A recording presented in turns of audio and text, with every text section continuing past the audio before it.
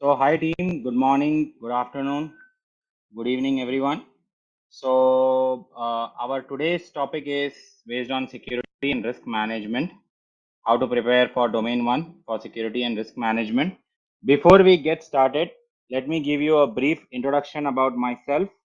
My name is Manikandan Narayan Swami. I have around 14.5 years of experience. In terms of cyber security, I have around 10 years of experience in cyber security. I started working in cybersecurity tools like IBM Security Guardian, QRadar from the year 2012. Since then, I have worked in different tools like IBM Security Guardian, IBM QRadar, Splunk. And if we talk about my relevant experience, I have around 14.5 years of experience in cybersecurity. And along with this, I also have certifications like CISSP, CCSP, CH, and AWS certifications. So that's pretty much brief introduction about myself. My brief introduction about myself. Now today's our topic is security and risk management. In this we are going to discuss about risk management. Our today's agenda is we are going to discuss about risk management, threat modeling, and what's the difference between the education, awareness, and training. Okay. So our first topic in the risk management is contribute to personal security policy and procedures. Now in this contribute to personal security policy and procedures, our first topic is candidate screening and hiring. So this is something which is, every organization. So when you hire a candidate, okay, when you hire a candidate, every organization, they normally perform their due diligence and due care before hiring the candidate. So that is something which we call it as a control as background verification. Now let me ask you this question: this candidate screening and hiring, is it a detective control or it's a preventive control? Normally the organizations who does the candidate screening and hiring, like they are doing due care and due diligence, is it a kind of a detective control or it's a preventive control? The candidate screening and hiring is basically a preventive control. Now, how the organization does the candidate screening and hiring? So the first thing is, let's say if in my organization, I have a requirement for a specific, if I have a requirement for a specific job, what I will do is, being a manager, being a reporting manager, I will share my job description, okay, the kind of skills which I am looking for, and I will share the job description to the HR. Now, once I share the job description with the HR will sign it, and the HR is going to circulate this job description in the market. Now based on the resumes which we receive, we are going normally the organization conducts the technical assessment, they conduct the HR interview, and based on that, once the background verification everything is completed, the organization, based the access management team, okay, the access management team, based on the job description which is shared by the reporting manager, based on the job description, the access management team will provide the access to the candidate. So here the access management team, based on the job description, they provide the access to the new candidate who has joined the organization. So this basically will be based on the job. So when we say that this is, based on the job description, so while providing the access, we follow something called as least privilege and need to know basis. So according to the job description, according to the least privilege, whatever is required for the candidate to do his job, based on that only the access will be provided. So this is normally we happens in the candidate screening and hiring process, where the manager shares the job description to the HR signs and circulate it. Based on the resumes which the HR receives, they schedule the interview, they do a technical assessment of the candidate, then the HR team conducts the background verification, and once everything is done, the access management team provides the access based on the job description, which is based on need to know and least privilege model. So that is the reason why we normally say that the candidate screening and hiring is something which is a kind of a preventative control. It's not a detective control. So with the help of candidate screening and hiring, the organization makes sure that they are hiring the right set of candidates with the right set of skills which are required based on the job description. So that is what we call it as candidate screening and hiring. Now the next thing is your employment agreement and policy. So what happens in this? In the employment agreement and policies, once the employee joins the organization, what they do, they normally sign an NDA. That is your non-disclosure. They basically sign your NDA, which is called as your non-disclosure agreement. So they are so in each organization, when the candidate joins, they normally have to sign an NDA, which is called as non-disclosure agreement. Now this NDA is something which is also being reviewed when the candidate leaves the organization. So when during the exit interview, when the HR conducts the exit interview, in the exit interview, the HR makes the HR reviews the non-disclosure agreement, and they make the candidate aware that they have signed the NDA. So whatever rules and regulations they have mentioned in the NDA, they have to follow.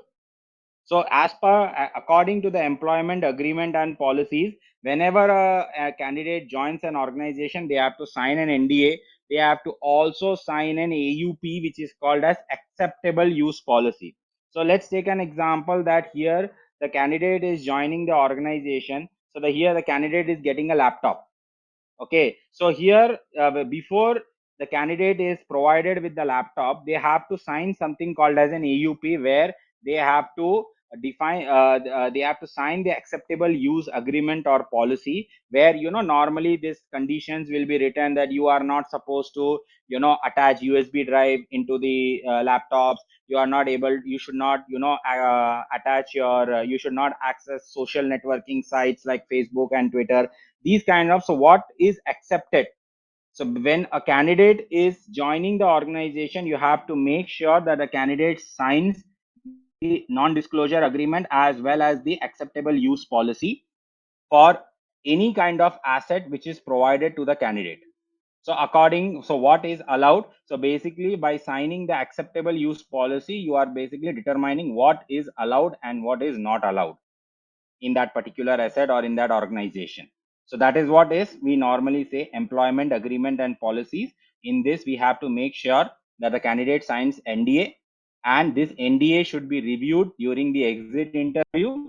So it is the responsibility of the HR to review the NDA and make sure the candidate is aware of the clauses mentioned in the NDA. Okay, so this is something which is covered in the employment agreement and policies. This is also very much important when it comes to personal security policies and procedures. The another important thing is onboarding and termination process. This is also very, very important.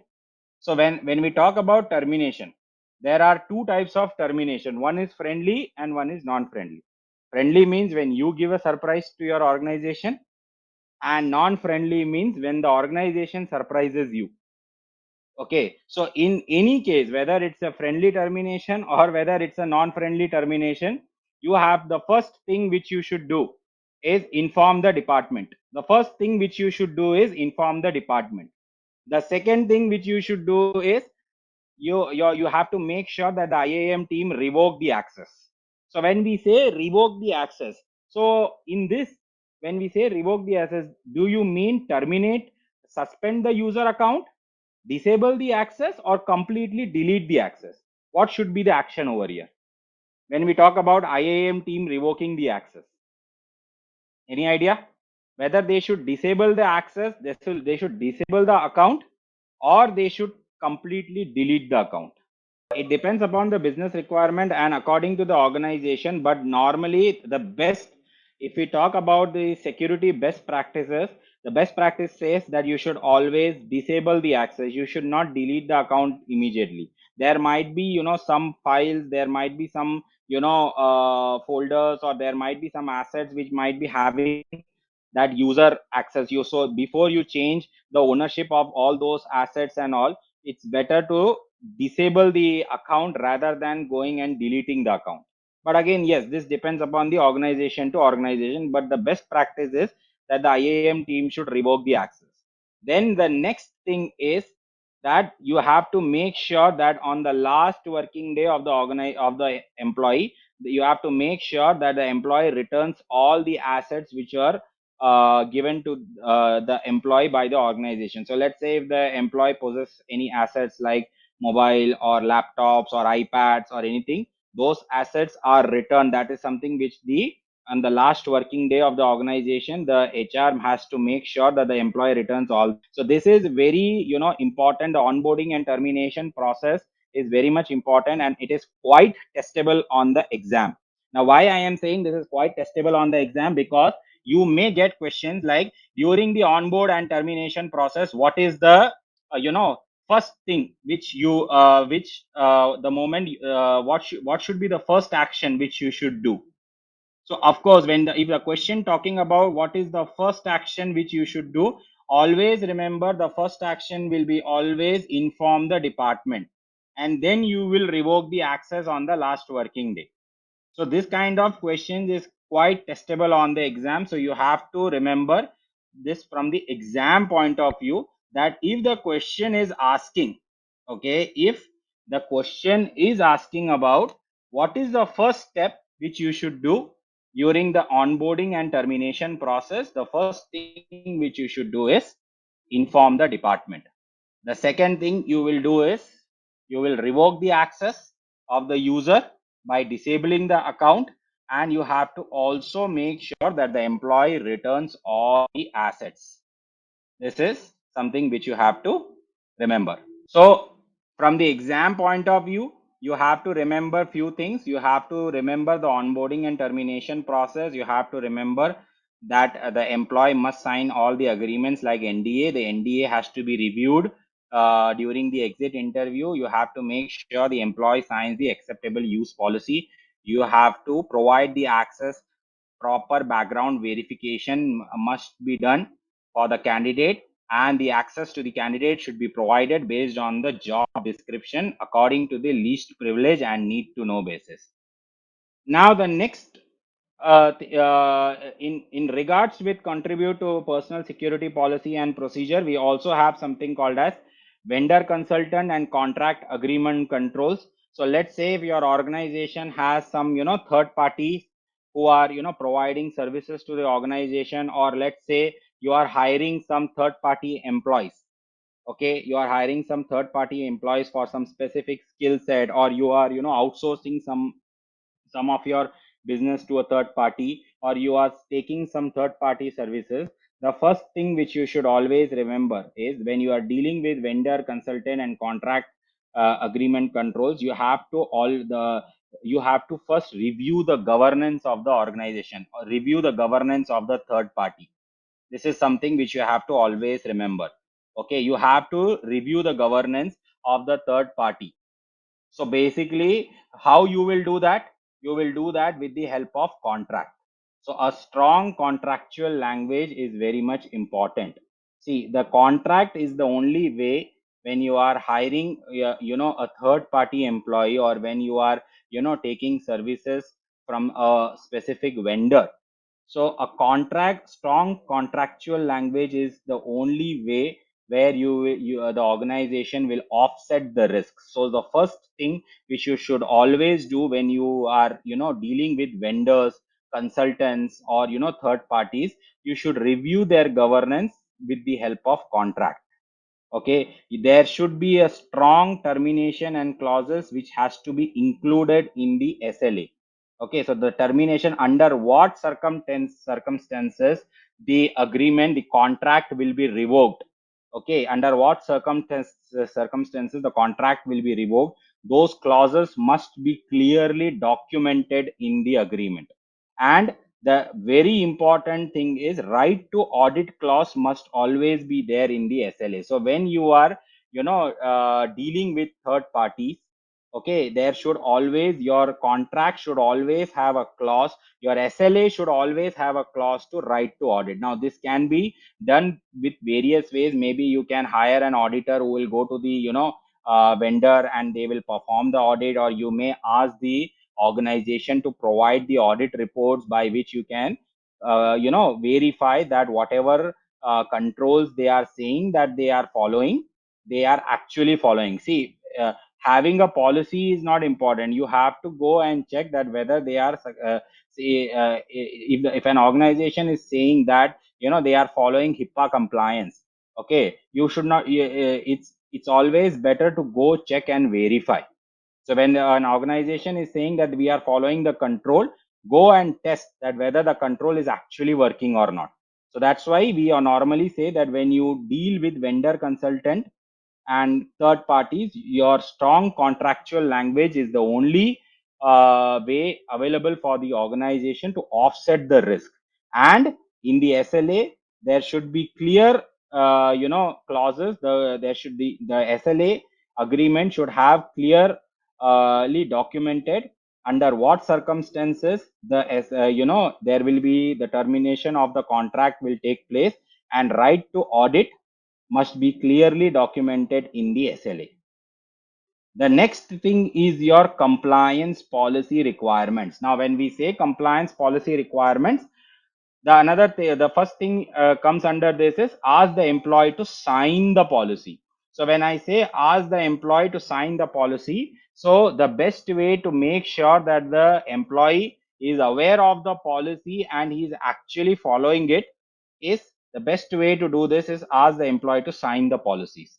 And you have to perform checks regularly through awareness workshops. You have to basically follow make sure that the employee is following the policies through various drills. So let's take an example. Let's say if you are saying that you should not the employee should not click on suspicious links. This is your policy. Any emails they are receiving from unknown source, they should not click on suspicious links. This is your policy.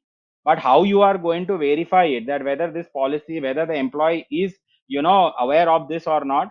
You have to conduct different, your organization have to conduct different awareness workshops.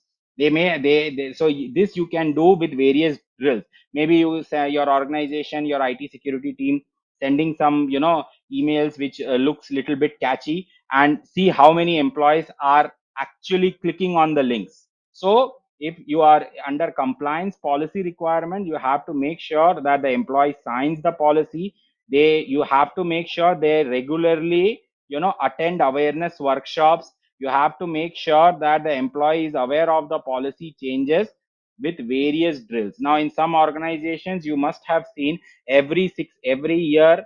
So let's say the organizations who are following HIPAA, PCI DSS, GDPR violation, every year you will get an automated email from the system, from the LMS portal, where they will ask you to go through the training material again. They will have a compliance test which you have to pass. Minimum 90% score you have to do to pass the test. Why they do this kind of training awareness workshop? So that with the help of this training awareness workshops, the employee will be aware of what are the latest updates in GDPR, PCI DSS. They will be aware of what they should do, what they should not do.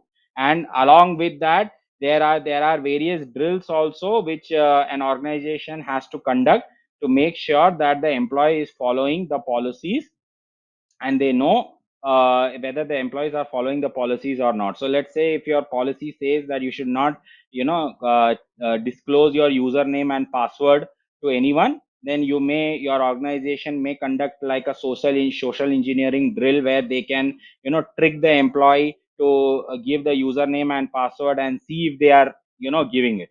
So these kind of drills has to be done in the organization in personal security policies and procedures. The next is your in personal security policy and procedures, privacy policy requirements. You have to make sure, like in some organizations, you have to make sure that the organization, in most of the organizations, you have to make sure that your privacy policy, that the organization should not monitor personal data of the employees like Gmail or their net banking, Facebook or Twitter.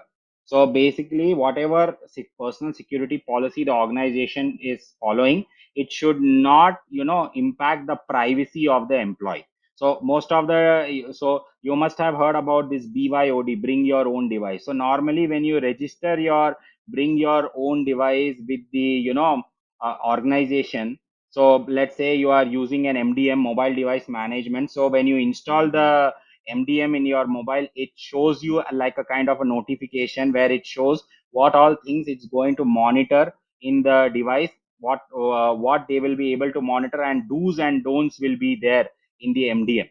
So you have to make sure that whatever private, according to the privacy policy, okay, you should not, the organization should not monitor personal details like photos, their emails, social networking, net banking things to be, the organization should not monitor the personal data of the employee. So the whatever privacy policy the organization is having, make sure that the privacy policy should not monitor the employee personal data.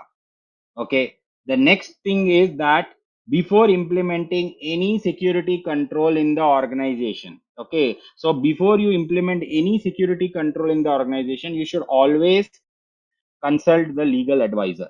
Now, why this is recommended that to always consult the legal advisor, so that to make sure that whatever security control you are going to implement, it doesn't impacts the privacy of any employee. So before you introduce or before you implement any kind of security control in the organization, you should always consult the legal advisor, and you have to make sure that whatever control you are trying to implement, that control should not violate the privacy data of the employee. It should not basically, impact the privacy of the employee. Otherwise, the employee will not be comfortable with the control which you are implementing. So these are some very much important things to remember under contribute to personal security policy and procedures. Now the next topic is understand and apply risk management concepts. So now in this, we are going to, say we are going to identify, we are going to discuss how to identify threats and vulnerabilities. What is the difference between risk assessment and risk analysis, risk response, ultimate goal? All this we are going to discuss. Now, when we talk about risk management, in risk management, we identify the threats and vulnerabilities. So when we say in the risk management, your risk identification and risk analysis, this comes under risk assessment. This is always you have to remember. So your risk identification and risk analysis has always comes under risk assessment. So one thing which you have to understand is, in risk management, we identify the threats, we identify the vulnerabilities based on the risk assessment. According to based on the risk assessment, we will identify the threats, vulnerabilities, and based on the risk, we will respond to the risk. The ultimate goal of risk management or risk assessment is to reduce the risk to an acceptable level. So what is the ultimate goal of a risk management? This is something which you have to remember, that the ultimate goal of the risk management is to mitigate the risk to an acceptable level. So bring the risk as low as possible. That should be the ultimate goal of the risk management program. Now, how you will respond to the risks, all that risk response and all, we will discuss in the upcoming slides. So now when we talk about the risk management, okay, so in risk management, or the first thing is your risk treatment. In risk treatment, we have n number of ways to treat the risk. We have option to mitigate the risk, we have the option to transfer the risk, we have the option to avoid the risk, and we have the option to accept the risk. These are the multiple, ways of handling the risk. So when I say risk mitigation means where I am applying some kind of security control to, mitigate the risk. Now that security control could be your, physical, it could be your administrative control, it could be your technical control. Depends on what kind of risk you have identified in the risk assessment. So mitigating the risk. So when we say that we are mitigating the risk by applying the risk mitigation, we are bringing the risk to an acceptable level. We are, reducing the risk as low as possible, which is we call it as risk mitigation. Now, what is risk transference? Risk transference means where I am transferring the risk by taking insurance. So one possible thing is like I can give a real time example of risk transference. Now, in uh, we take health insurance. We take health insurance. Why do we take health insurance? So that tomorrow if something happens to us, let's say we have to go for a knee replacement surgery, we have to go for a bypass, or we have some other kind of cancer, we have to go for a cancer operation, or we have to go for any other kind of treatment. We can transfer. If we have taken the insurance will take care of the. We are basically, by purchasing an health insurance, we are transferring the risk.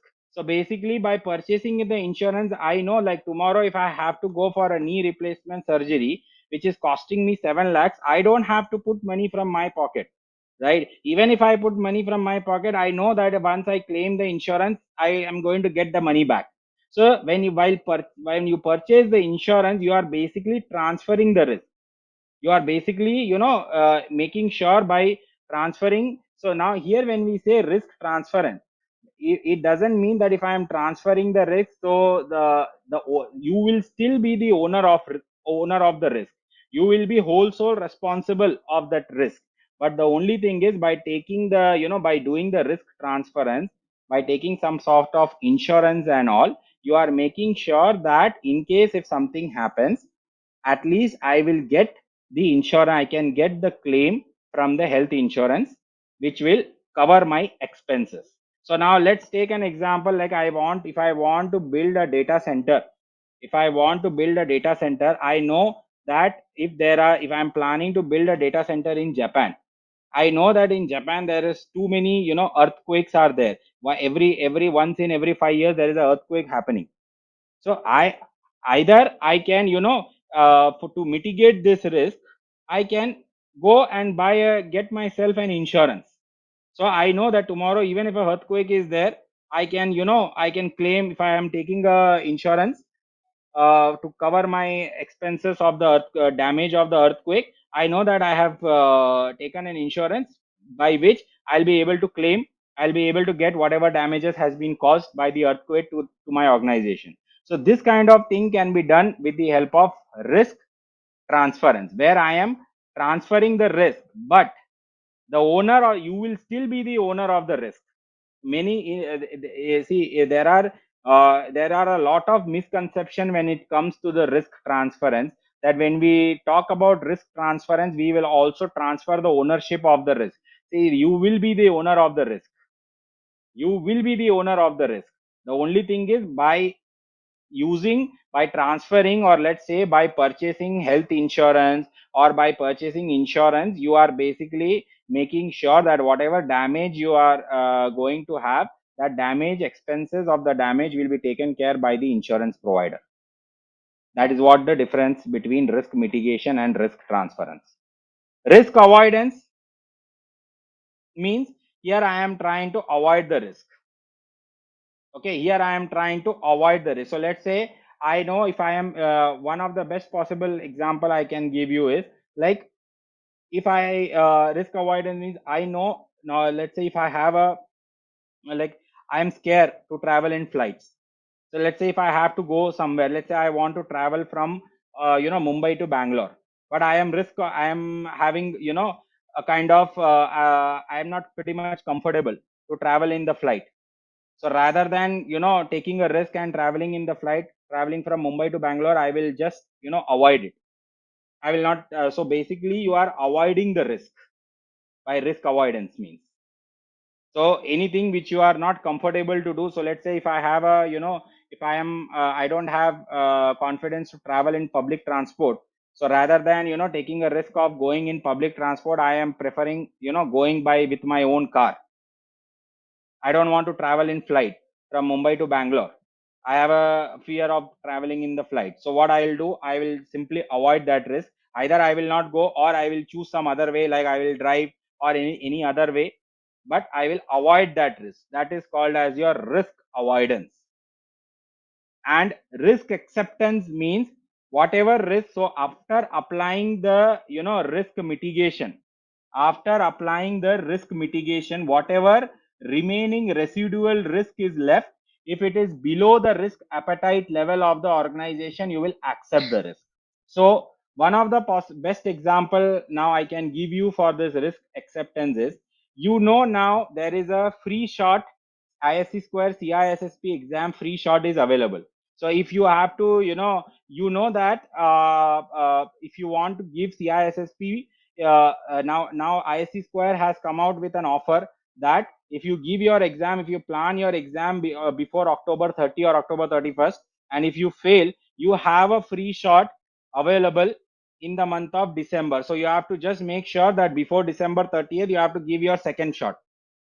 So you know that there is a risk, but you are accepting the risk because you are, maybe if because of this free shot, you are attempting the first shot in the October month itself to see how the exam is. So basically here you are accepting the risk.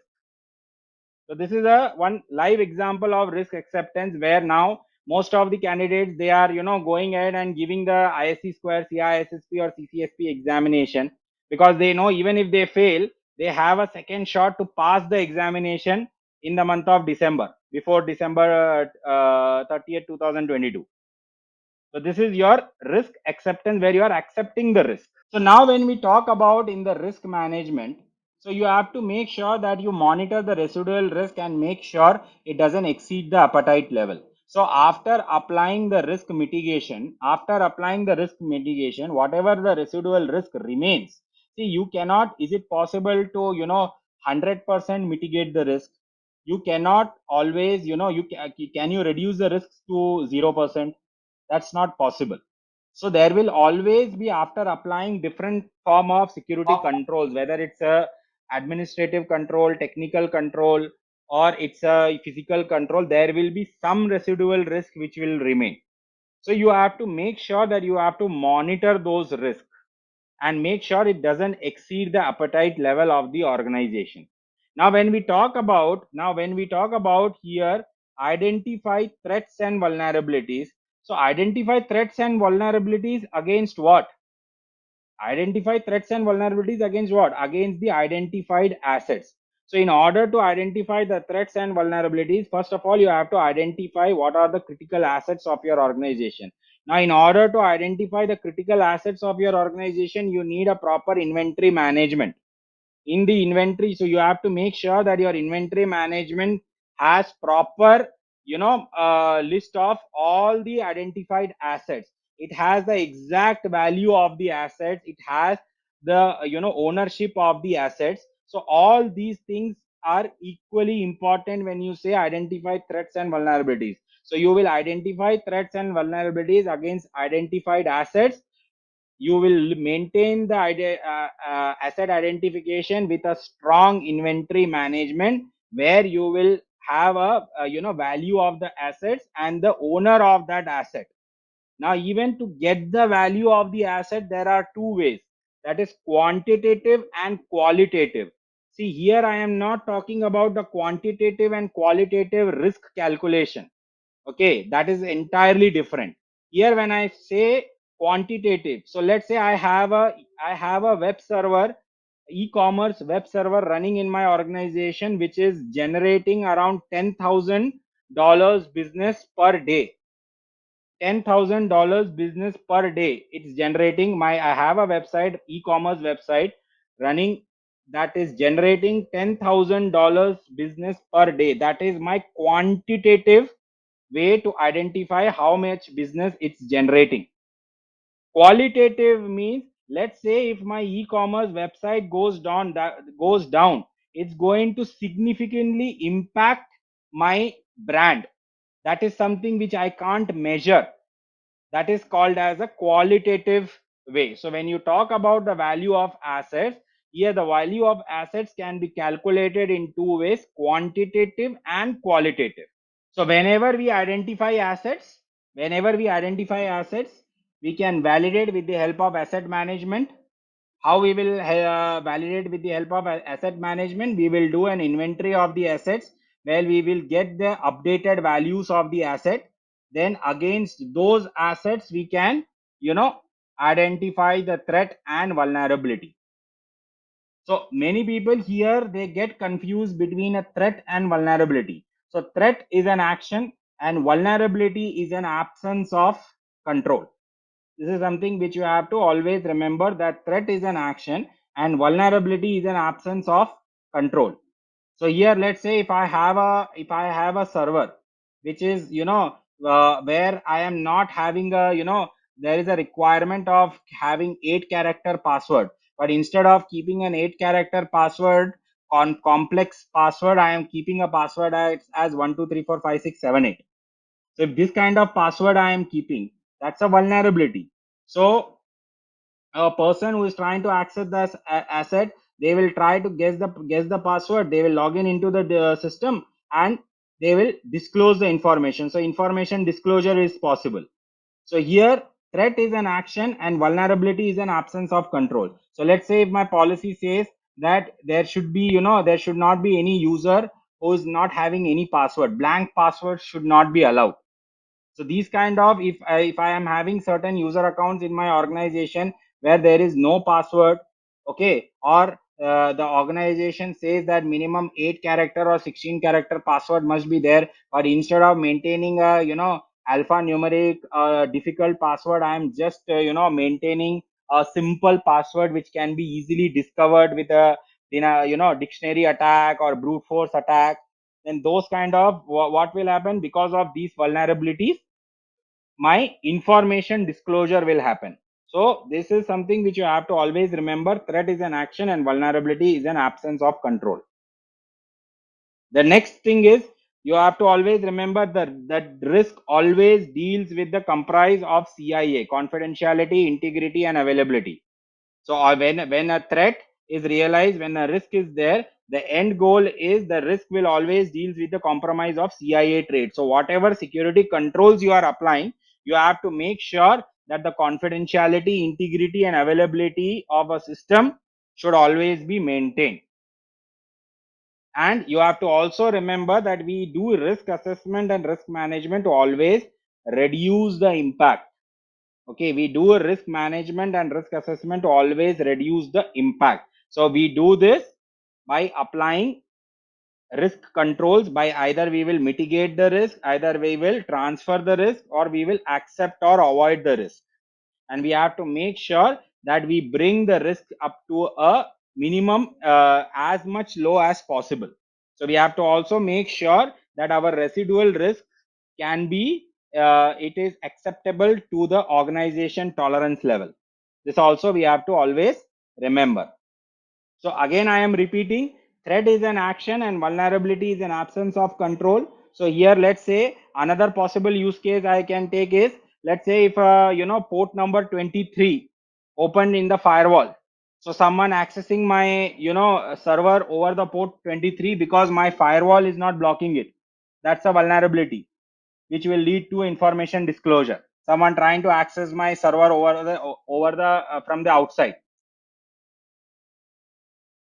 So you have to always remember that threat is an action and vulnerability is always absence of control. The impact in the risk is calculated in two ways. Now here we are talking about quantitative and qualitative risks. Here we are talking about actual way of calculating the risk. So quantitative. So when we talk about, the calculation of the risk, it can be calculated in two ways: quantitative and qualitative.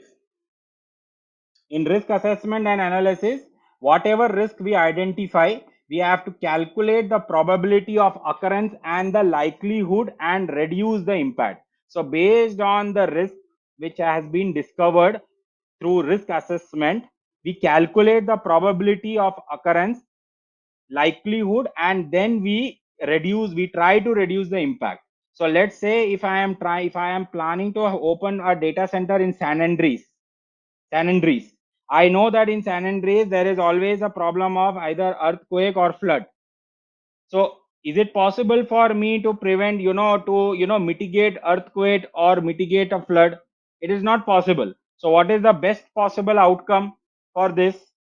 So I will calculate how many time, I will calculate the probability of occurrence. So let's say I found out that every 5 years there is going to be a flood in San Andreas. So I will calculate how much damage, if one flood occurs, if a flood is occurring in every 5 years, how much excessive damage it is going to cause.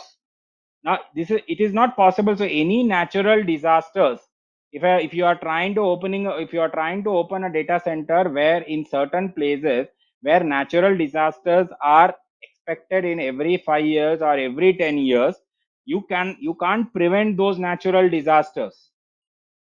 So the only possible ways you can, if you have some sort of insurance, if you have certain way to transfer the risk by claiming some sort of insurance, that is something which you can do, but you cannot mitigate the natural disasters. So what is the best possible outcome when you know that every 5 years there is going to be a fire, earthquake or flood in the area where you are planning to open your data center?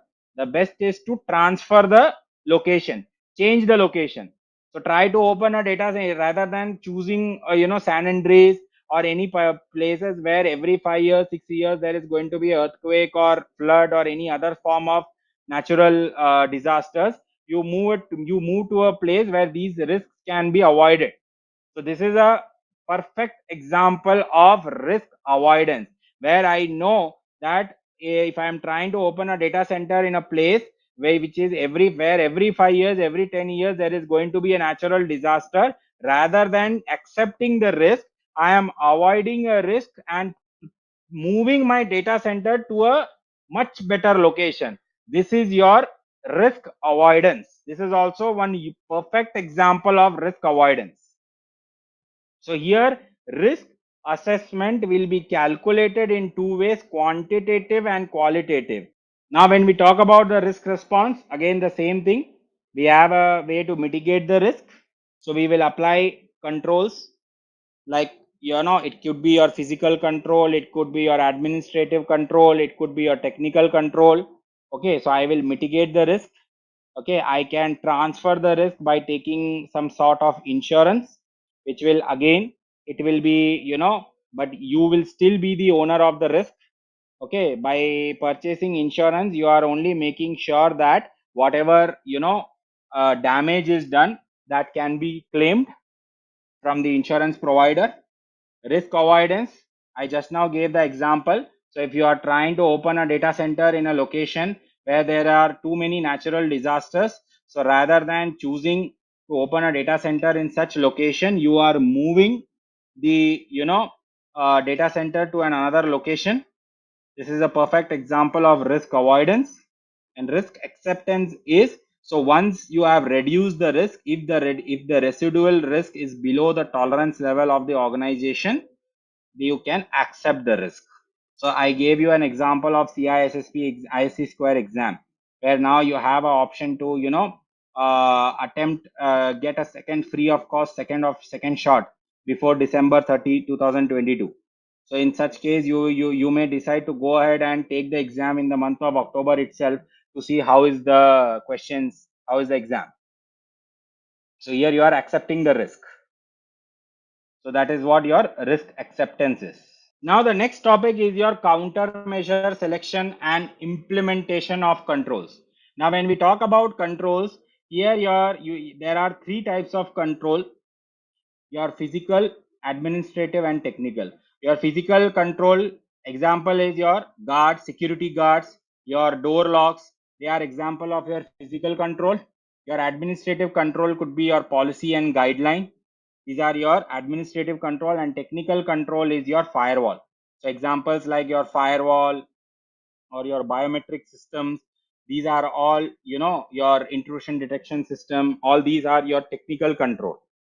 Now when we talk about the countermeasure selection under physical administrative, there are different types of controls.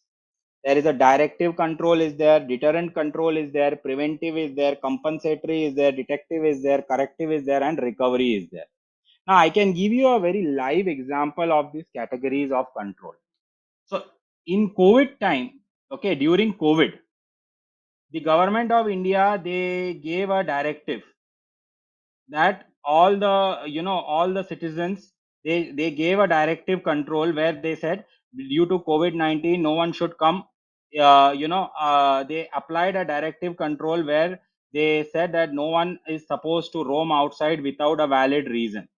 If you are, so this is a kind of a directive control. They that, and the deterrent means where they also mentioned that if anyone found roaming outside without a valid reason, okay, the police will, or they have, the police will arrest the candidate, or they will arrest the people and they will put them in jail for next 10 to 12 days. So here directive means here the government is giving a, directive control where they are saying that due to COVID-19 no one is supposed to come outside without a valid reason. Okay, the deterrent control is basically they are using this to discourage people from coming outside. So if you found any, if you found if you are, if we found you roaming outside without a valid reason, we will either place a heavy fine on you, probably between 50,000 to 1 lakh, or we will arrest you and put you in jail for another 10 to 12 days. So this is a kind of discourage where the government is, with the help of directive, they are discouraging people to come outside. To evaluate all this, they are having a preventive control where they are having officers, okay, where they are having officers to evaluate, to perform the checks. Okay, there you must have seen during COVID there will be always every, 10-15 minutes or every 1 hour 2 hour there will be police van roaming around. They will check if there are, if there are any people roaming outside, they will check why they are coming, what is the reason, whether they are roaming outside due to medical, or due to they have come outside to buy natural supplies, or they are just roaming around. So you have a preventive control where with the help of the police officers you are, you know evaluating, you are doing the regular checks. The another is your compensatory control where you are assigning. So let's say once you have you will have certain kind of sensors and all which will which will scan your body temperature. And if you have found, immediately they will isolate you, immediately they will isolate you, okay, for 7 days or for 12 days. This is a kind of your corrective control. So once the body temperature, they have some sort of sensors which they will scan the body temperature. Immediately the temperature says that there are some COVID symptoms.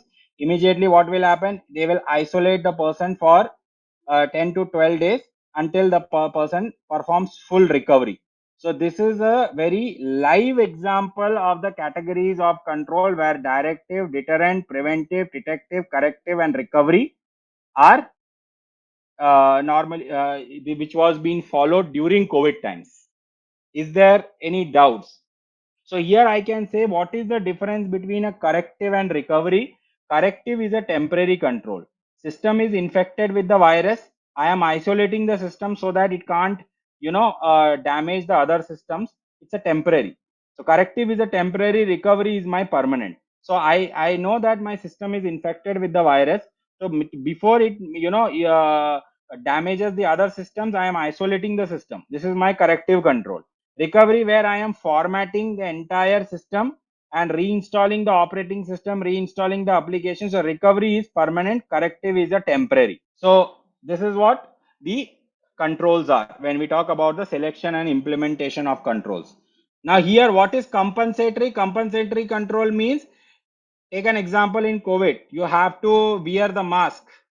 Always you should wear the mask. You should, have 10 feet distance. That is your compensatory control.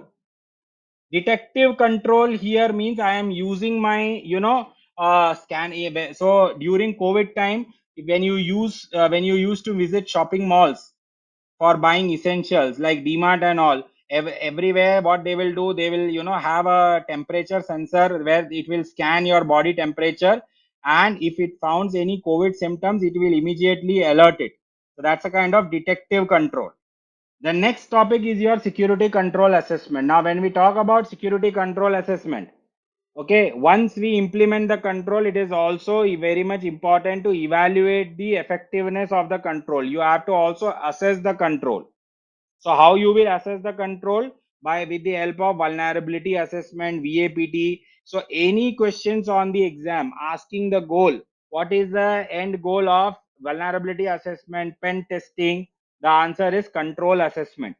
So whatever controls you have defined, you have to assess the control. So let's say if I have a rule in my firewall which says that port number 23 should be blocked from external and internal network, I must evaluate this control to make sure that this control is working or not. I will send some malicious malformed packets to see if I am able to get past my firewall on port number 23 and try to get the asset, try to access the asset. So security control assessment is a very important topic in CISSP exam preparation. So this is something which you have to pay close attention to this. So the how you will do the how you will do the assessment with the help of vulnerability assessment and penetration testing. These are the way by which you will you will control the assessment. You will evaluate the asset, that whether whatever controls you have implemented, whether it is working or not. Now, once you have successfully evaluated the asset, you have to also have proper monitoring and measurement. So after you identify the risk, you did the assessment, you make sure that the control is working effectively. Now you have to also regularly monitor the control. Why you have to monitor the control? For new risks, for new threats. So you have to always monitor the control to make sure that the control is working effectively. So you did this with the help of assessment, but you have to do the regular monitoring of the control for new risks and new threats. So you have to also do the asset valuation by revaluating the asset. So you have to make sure. So it is possible that an asset which was initially evaluated as sensitive, later on at a later stage it might from sensitive it may move on to critical based on what kind of data it has. So you have to make sure that you have to frequently you have to do the asset revaluation. So you have to do the proper asset revaluation also in the monitoring and measurement. You have to also report properly to the concerned party. So whoever the asset owner and data owner is of the asset or of the data, you have to do proper reporting to the concerned party. How you will do this? You will do this with the help of continuous. You will do this in proper manner with the help of continuous improvement. So these are some important things which you have to remember. I will recommend for all those people who are going for CISSP exam in the next couple of months, before you go ahead for the CISSP exam, you make sure that you review the NIST 800-37 risk management framework. It is pretty much important and it is testable on the exam. So make sure that whoever is planning to go for the CISSP exam in the next couple of months, you make sure that you review the NIST 837 documentation, the risk management framework. So here the summary is, after you identify the risk, you have to make sure, once you make sure that you did the assessment, the control is working effectively, you have to regularly monitor the control for new risks, new threats.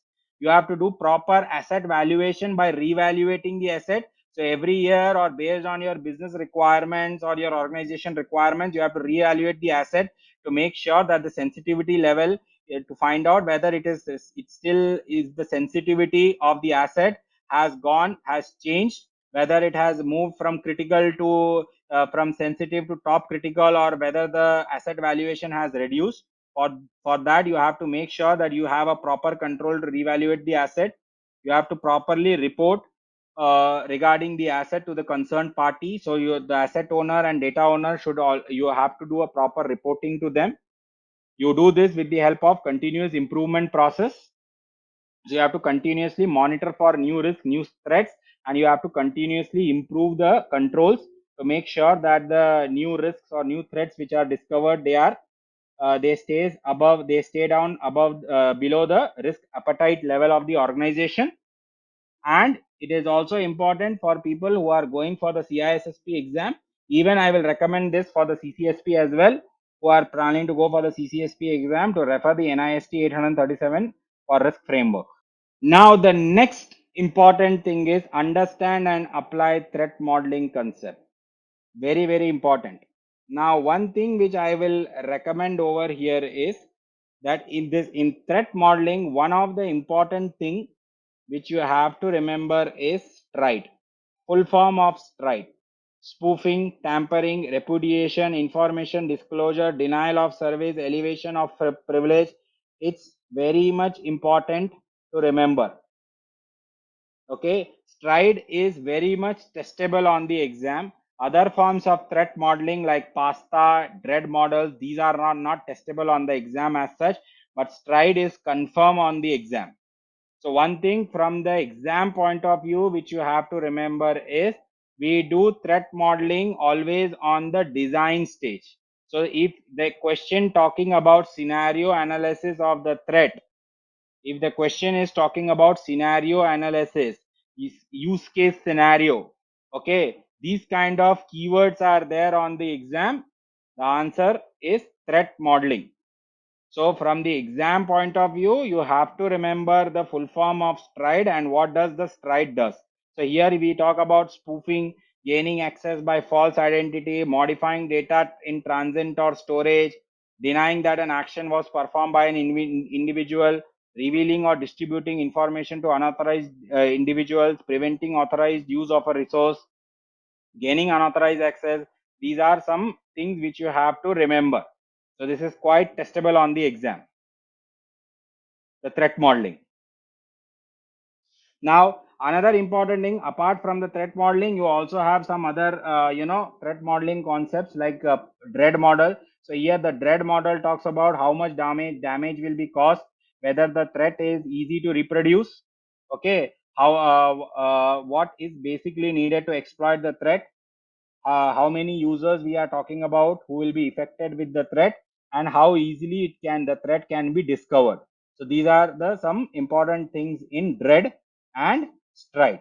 Now there is a use case scenario.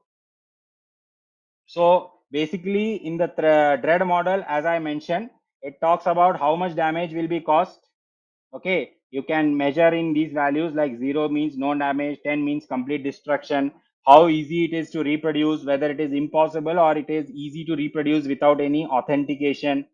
Okay, what is needed, whether you need a simple web browser or whether you need some advanced knowledge, like knowledge of exploit tools like Metasploit and all, or Kali Linux. These kind of tools are necessary. How many users are going to be affected when we exploit this threat or we exploit the vulnerability? Okay, how it is easy to discover the threat, whether it is nearly impossible because it requires the source code, or it can be easily discovered with the help of a web browser or address bar.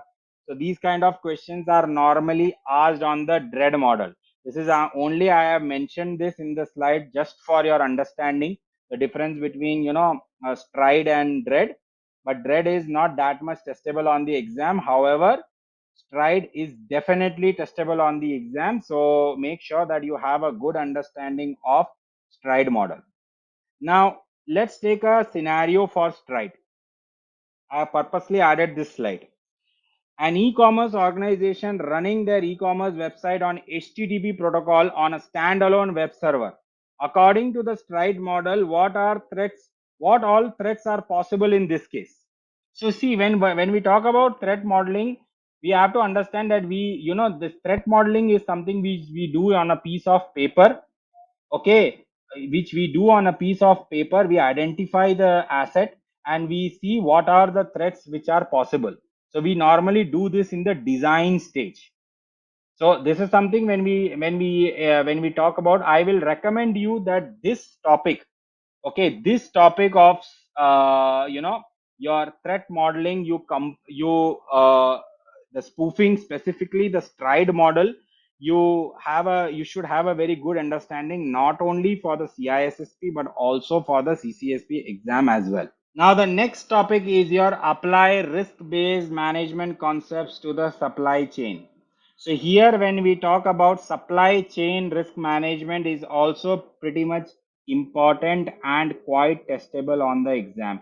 I would recommend those who are preparing for the CISSP exam, okay, they merge this topic with domain 8, software development security. See, when we talk about CISSP exam, it will always start with domain 8, domain 7. It will start with identity and access management. It will start with communication network security, cryptography. It will start with asset valuation, but it will always end up in risk management.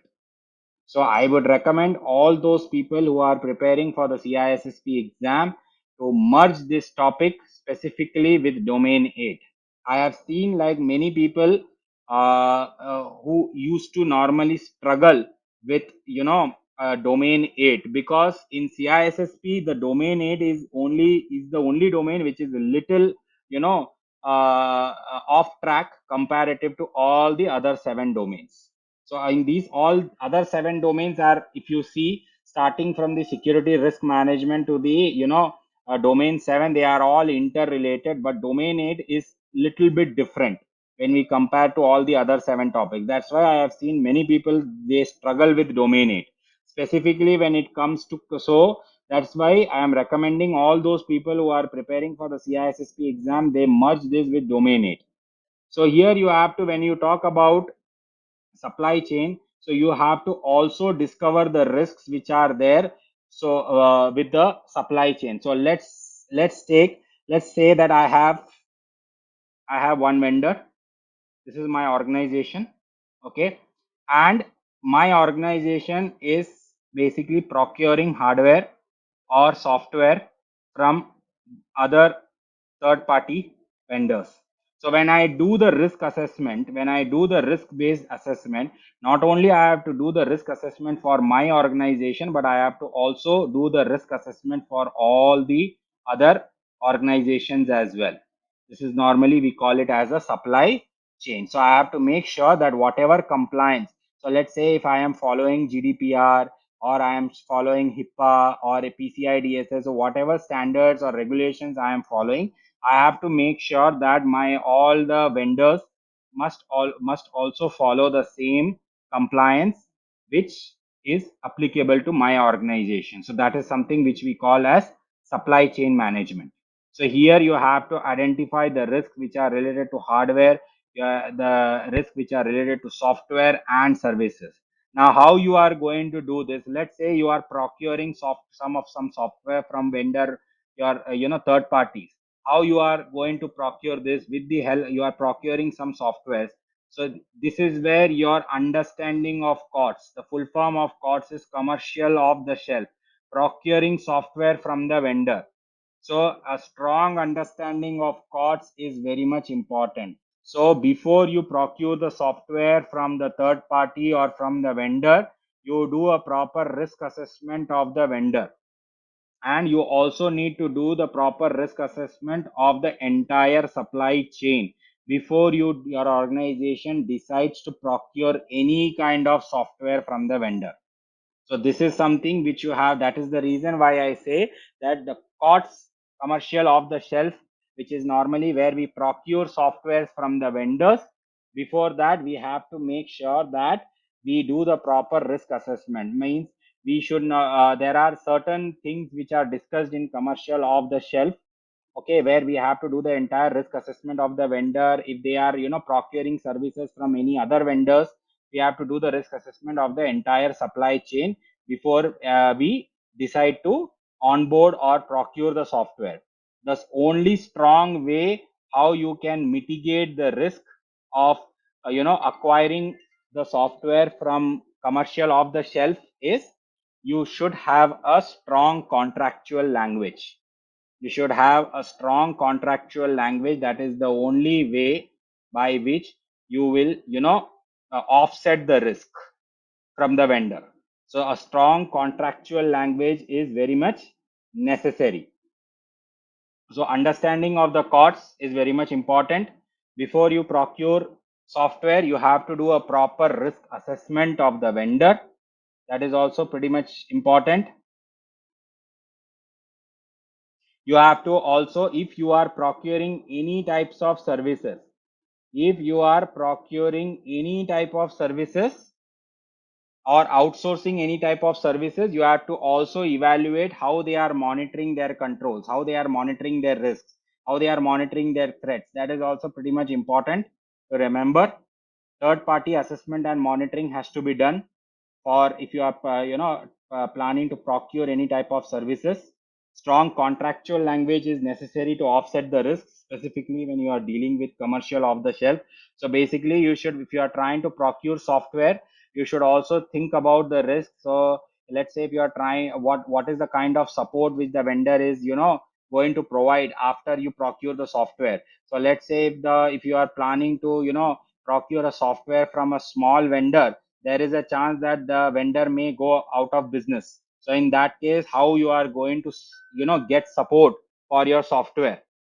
Okay, how you are going to get software updates, or how you are going to get this thing, that is your updates for the software for a particular vendor which is no longer there in business. So these kind of risks has to be identified.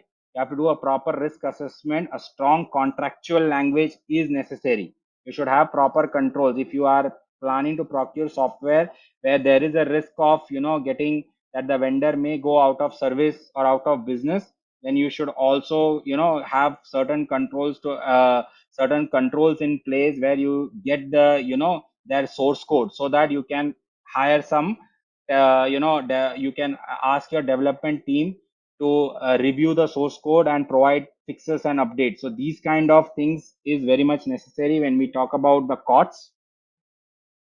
Minimum security requirements has to be established with the help of contract.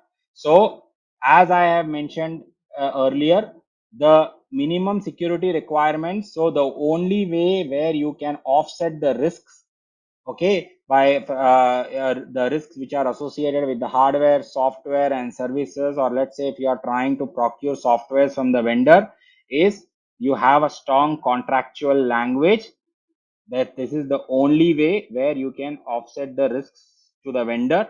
When you are defining such kind of contracts, it's always recommended to take help of your legal team, because they are very much good in forming the contracts and forming the agreements. So you have to make sure that when you are dealing with third parties or supply chain vendors who are providing very critical functions to your organization, you have to develop the contract in such a way which can offset the risks to the vendor. So your strong contractual language is necessary. So it is recommended that you take the help of your legal team to form contracts. So whenever you are forming contracts, you should always take help of the legal team. So the another thing, how you will do this, you can do this with the help of, there are two documents. One is your service level requirement and service level SLA and SLR. Okay, so here SLA, and what is the difference between SLA and SLR? SLR is provided by the customer to the vendor. The customer will say that this is my requirement. So the customer will provide an SLR document to the vendor. The vendor, after going through with the SLR, they will provide an SLA which will be agreed, which once if the SLA matches the customer requirements, the customer will agree. Fail to abide with the SLA, the customer has the right to ask the money or compensation. And as I have already mentioned earlier in my earlier slides, that SLA should always have a right to audit.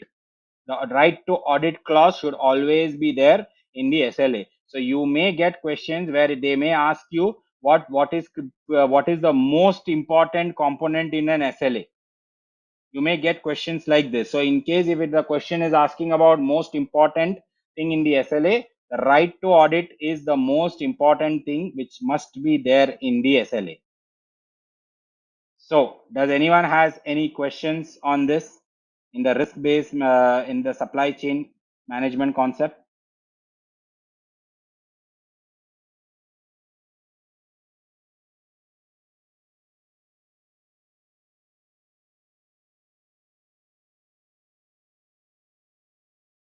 Okay.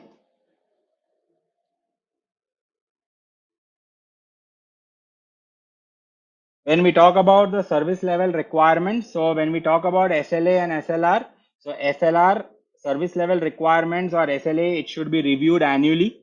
So when you should review the SLA, service level requirements should be reviewed annually, or specifically when there is an environment change, business change, or regulatory change.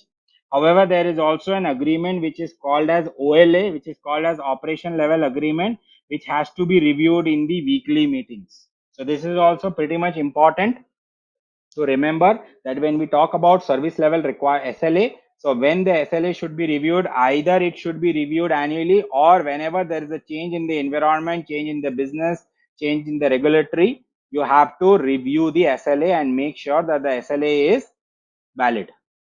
And there is also something called as a OLA, where we normally which is has to be reviewed in weekly meetings. So this is also very much important to remember from the exam point of view. The next topic is your establish and maintain security awareness education and training. Pretty much important. So it is also important to evaluate the techniques which you are using to present awareness training. So normally we say that during the awareness training, you should, the content of the awareness training should be easily understood. It should be easily understood by the participants who are attending the awareness training, because it's not necessary that all the people who are attending the awareness training, they will have a strong technical background like you and me. So the content of the awareness training should be prepared in such a way where it can be easily understood by even the non-technical peoples. Okay. So how you present the awareness training is also very much important. You should evaluate the awareness training. You should periodically evaluate the content which are presented in the awareness training.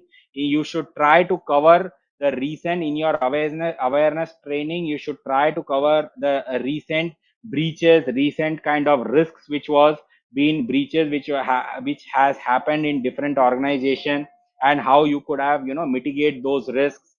So it is normally, it's normally said that even in the CISSP, that we normally say that human is a very weak, link in an organization. It doesn't matter how much strong technical, physical, administrative, and technical controls you are following, but it's basically we say that a small mistake from a human can lead to a breach in an organization.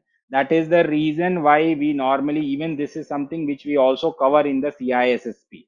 That is the reason why we do the proper, background verification. We make sure that the, employee signs the NDA, acceptable use policy.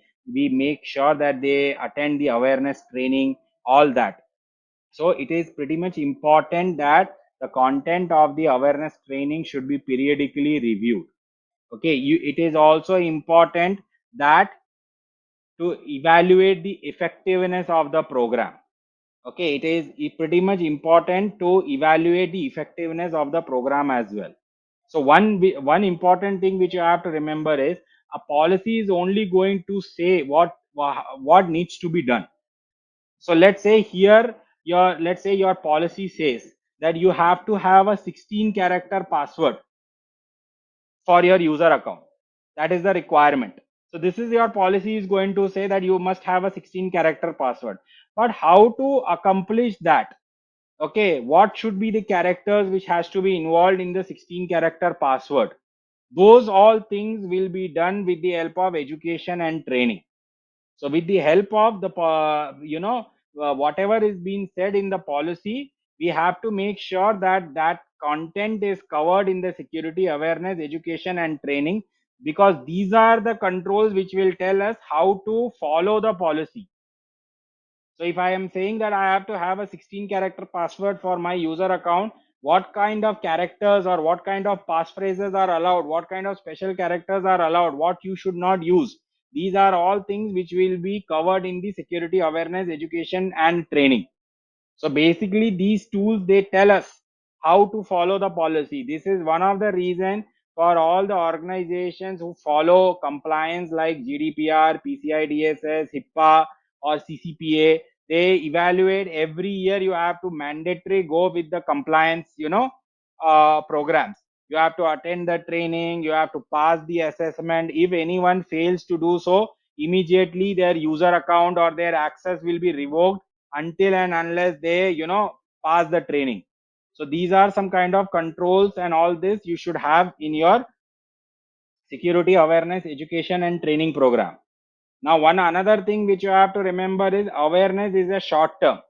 So awareness, it's not like, you have given an awareness program 3 months back. So you should also, continuously send emails for, to your users, to your employees, to make them aware of the latest risks. They make them aware of how the attackers are using phishing or different kind of social engineering attacks to, gain access of their personal data. These kind of drills, these kind of, emails you should keep on circulating. Okay, so awareness is a short term, whereas what is the difference between awareness, training, and education? Awareness is a short term, training is a mid term, and education is a long term. So here I am doing CISSP training to upgrade my skill, which is going to help me in my education as a long term, as a continuous performing CPE education. It's going to help me in my education. So here I am doing training to improve my skills, which is going to be used in my job or in my career. So here awareness is basically a short term, training is a mid term, and education is a long term. This is also which is very much important for you to remember. Another thing which you have to remember is when we talk about governance, building governance, how equally it is building governance is important. It is equally important how you are training people to use that governance. See, building governance is not important. So how you train your people to use that governance is equally important. So how you are going to accomplish this with the help of awareness, training, and education. So you have to bring your education, training awareness program, education and training awareness program. It should be matched with your governance, whatever you are for your organization is following. In your training and awareness program or your education and awareness and training should directly map with your governance, whatever your organization is following. And it is equally important to measure the effectiveness of the awareness program. How you can measure the effectiveness of the program? You can measure the effectiveness. So let's say last week someone attended the awareness program. After attending the awareness program, you should keep a track of how many incidents are being reported. So let's say someone is getting a spam email that are getting reported. Someone is, some spam emails are coming where they are asking to click on suspicious link. Some social engineering drill is happening where someone is calling you to, give your uh, sensitive information. Like you guys must have received the call, specifically in India, where, these spam people, they normally call you, where they ask, sir आपको आपके LIC का premium वगैरह gratuity वगैरह proper मिल रहा है क्या? This is like these kind of spammers. So you should also, the best way of the organization to track the effectiveness of the program is how many incidents are being reported. So let's say someone is calling to you and trying to, use social engineering mechanisms to trick you to give your username and password, or someone is sending suspicious emails asking you to click on the link, okay, to verify your Aadhaar, to verify your PAN card, to verify your passport details, but it contains some suspicious links. These kind of incidents, when it is reported by the employees, that is the best way to track that whatever security, awareness, education and training program you have developed, that is basically helping them, the employees, to report the incidents. So the more incidents the employees report, the more success of your awareness program is. So if the employees are reporting more and more incidents based on the awareness program, then it means that your awareness program is successfully working, and you are able to measure the effectiveness of the program as well. Thank you so much for attending the session.